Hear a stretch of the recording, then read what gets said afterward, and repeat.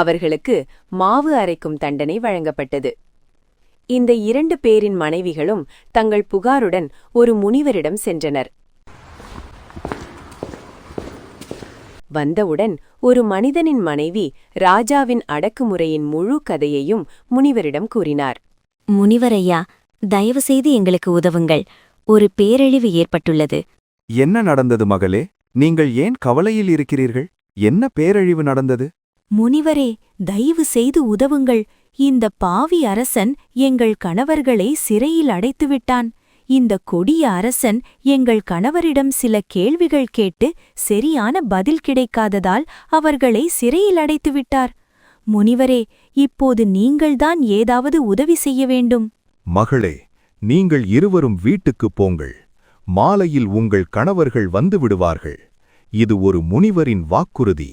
இந்த பாவி அரசலுக்கு நானே பாடம் கற்பிக்கிறேன்.